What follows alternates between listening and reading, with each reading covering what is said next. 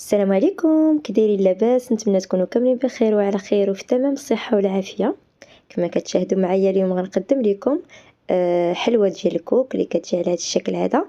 صراحه كتجي رائعه ولذيذه وهشيشه وكتذوب في الفم، ومكوناتها جد اقتصاديه ومتوفره في كل بيت. تبعوا معايا المقادير وطريقه التحضير. بالنسبه للمقادير غنحتاجو 3 البيضات وقشور البرتقال، تقدروا تعوضوه بقشور الحامض او ساشي ديال الفاني، وكاس ديال السكر حبيبات. كنخلط البيض مع السكر مزيان حتى كنحسوا بداك السكر داب. كنزيدوا قبيصه ديال الملحه وشويه ديال الفاني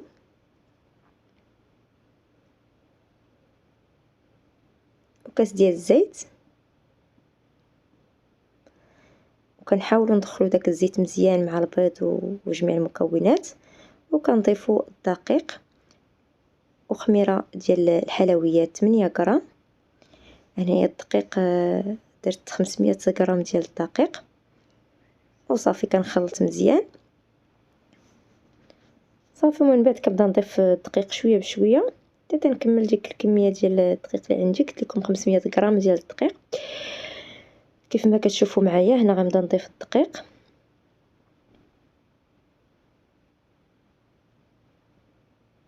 وغنبدا نجمع بيديا. المهم العجين ما كنعجنوش، غير كنبدا نجمع بيديا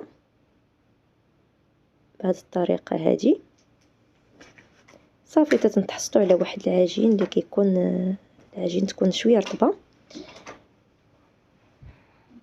وهاد الحلوه هذه كيف ما كتشوفوا معايا خدمناها بالزيت، يعني العجينه خصها تكون شويه رطبه، ما تجيش باش ما تجيكمش قاصحه، تجي على هذا الشكل هذا صافي. ندوزو باش نشكلوا العجين ديالنا. فكنبدا ندير كويرات بهذا الشكل هذا. المهم كويرات يكونوا شويه حجم صغير، ما يكونوش صغار بزاف وما يكونوش كبار بزاف، يكونوا متوسطين لان فيهم شويه الخميره غادي يكبر الحجم ديالهم.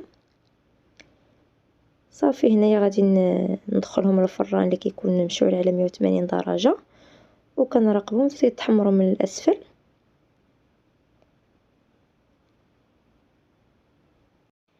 هنا عندنا لا كونفيتور ديال المشماش. كيف ما كتشوفوا معايا هاد لا كونفيتور كيكون سائل. كنديرو في كاسرونه وكنضيف عليه كاس ديال الماء زهر، وكنوضعو فوق البوطه باش يسخن واحد شويه.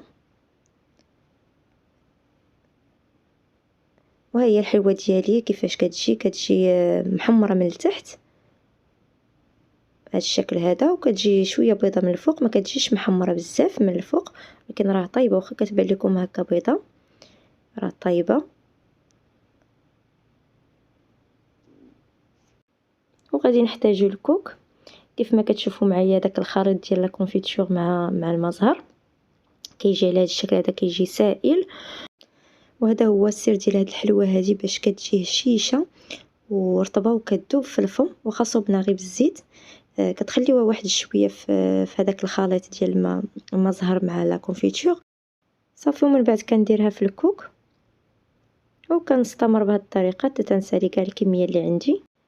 هنا من بعد ملي كنشوف داك الكونفيتور ديالي ملي كيبرد يعاود يقصح شويه، كنعاود نردو فوق النار باش يعاود يطلق، وكنعاود ندير فيه الحلوه ديالي. وهذا ما كان. المهم صدقوني هذه الحلوه كتجي رائعه رائعه ولذيذه كيف ما قلت لكم، وكتذوب في الفم. والسر ديالها هو هاد لا كونفيتور مع الماء زهر. ملي نخليها فيه واحد شويه حتى تشرب مزيان، عاد كنديروها في الكوك. المهم كنستمر بهذه الطريقه حتى تنسالي كاع الكميه اللي عندي.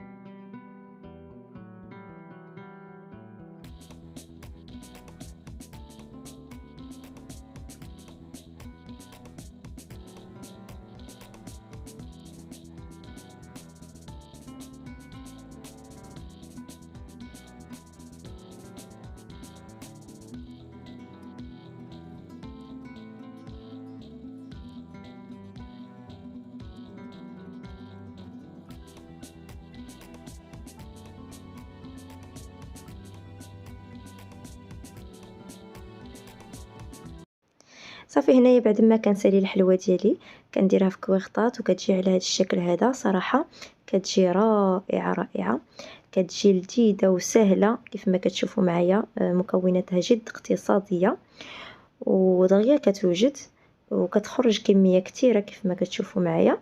ونتمنى الوصفه ديال اليوم تنال اعجابكم وتنال استحسانكم. دمتم في رعايه الله، الى فيديو قادم ان شاء الله.